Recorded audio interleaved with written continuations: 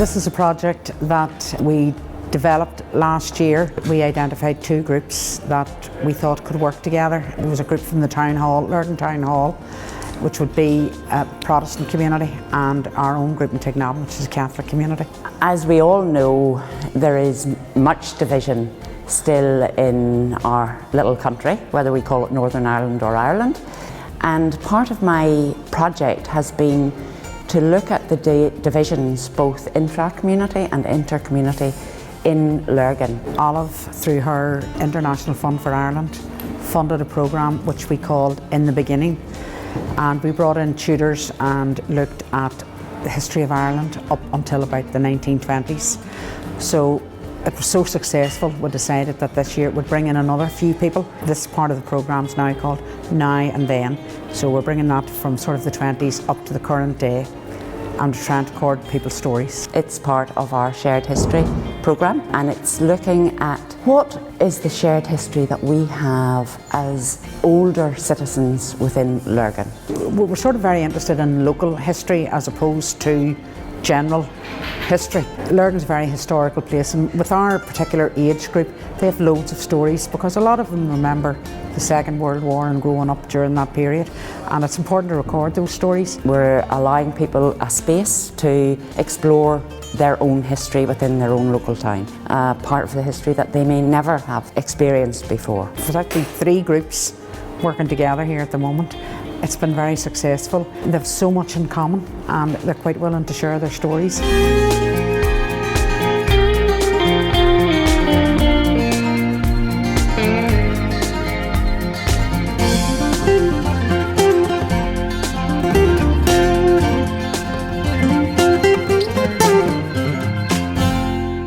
Well, this morning, as part of our project, we went to a couple of old graveyards in Lurgan.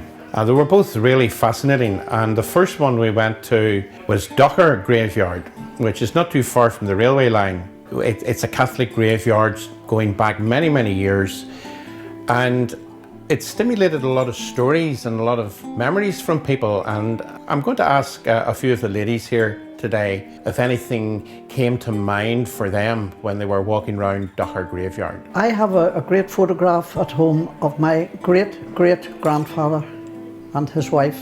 He married a Mary MacDonald, who was related to the Mary MacDonald of Bonnie Prince Charlie fame in Scotland. Their daughter Mary then married a Richard Casey, who along with his brother Edward came from Avoca in County Wicklow to work at the linen work in Lurgan. Richard became my great-grandfather. I have the 5 generations all in photographs right down to my own parents. So they're all buried in the Docher. I'm a virtual stranger in Lurgan. It wouldn't be expected that I would have any connection with the Docher, but as it happens, all my forebears on my mother's side are buried there. My grandmother was a Bruce from Scotland. She was orphaned at a very early age, and there's a man called Fleming, but he took her from Scotland and adopted her. Then when she grew up, she married a man called John McCorry from Kilmore, who had a small linen factory out there. It's from that marriage that my mother was born, and consequently myself. The next graveyard in Lurgan that the bus took us to was Shankill Graveyard. It was a really beautiful graveyard, lots of yew trees, and quite a few names of famous families who would have been connected with trade and commerce in the town in years gone by. We walked around it, and then a couple of the ladies at least had some stories to tell about that particular graveyard. Well, my story is about a woman called Marjorie McCaw, who was alleged to have died when she was relatively young. Her body was kept in the house for a few days, not because of a religious reason, but because at that time people were afraid of being buried alive. So anyway, she was duly buried, and on the night that she was buried, grave robbers came to rob a precious ring off her.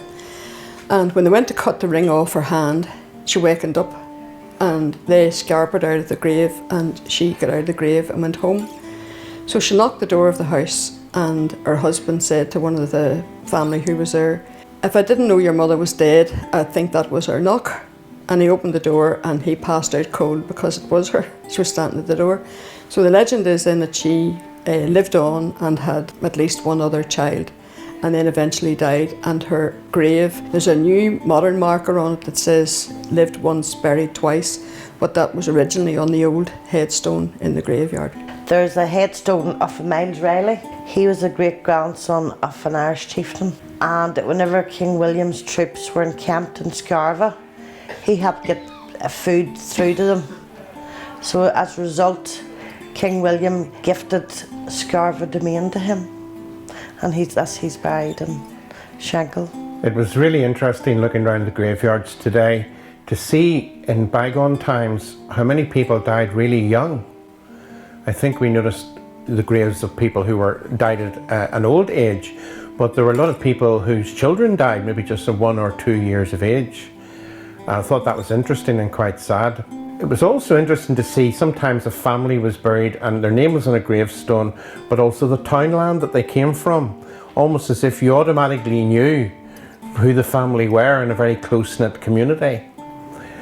The other really interesting thing too was, especially in Docher graveyard, the number of little graves for men from the Catholic parish here in Lurgan who would have been in the First World War. And what's interesting is most of the time it's said that they died in 1919. If you died during the war itself, you were buried out in France or Flanders. If you were buried in 1919 here at home, it means that you had been brought back sick or injured to Lurgan and had died a few months later from either from your wounds or very probably from having been gassed in the war. One of the focal points in Lurgan is actually Brownlow House, known locally as Lurgan Castle. Sadly, many of Lurgan people don't really know anything about Brownlow House. And for many of the participants today, this is the first time they'll have ever set foot inside Brownlow House or heard the history of Brownlow House. The group are actually doing a tour at the moment, both inside and outside.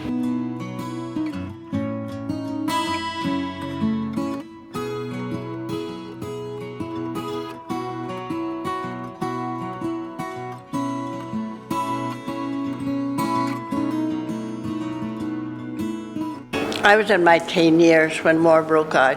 There was a full moon and the Germans dropped flares from the planes and lit the whole countryside up, even as far as Lisburn where we were. A few days after it, the refugees began to come. They walked from Belfast to Lisburn along the road which now would be the Stewartstown Road, a mountain road. And I have a vivid memory of one particular woman who had 2 or 3 young children with her, and she was carrying a white enamel bread bin, and that was all she had left in the world.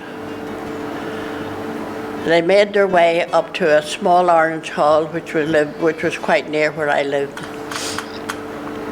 and there was a band of us, maybe 6 girls, used to go up every evening, and we washed the children and put them to bed on the floor on what we called palliasses those days, the straw-filled mattresses.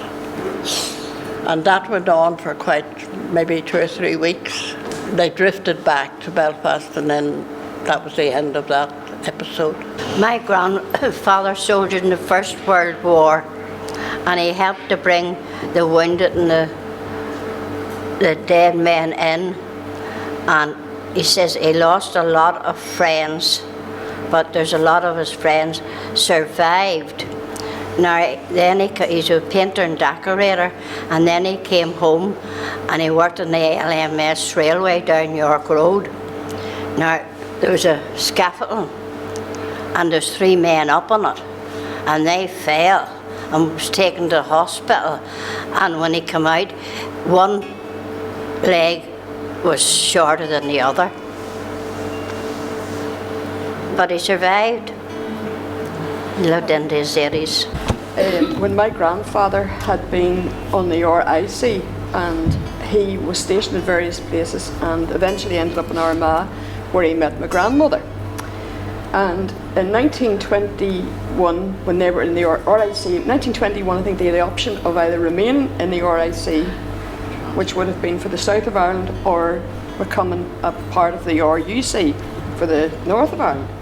So he opted to become, to go to the RUC. And he was a man from Kilkenny and his name was Michael Power. My granny was a Protestant from various places because her father was also a policeman, and her name was Anna Gillis. So he moved to the RIC and he wasn't terribly happy in it. After several years he left, and she said he had to be the most stupid man in Ireland that thought that a Catholic called Michael Power from Kilkenny would progress in the RUC. I remember coming home from school this day and there was a great narration in our house. We lived at Ulster Street corner at the time, and my mother was busy and there was a whole lot of men in the house and a lot of women and babies crying and all.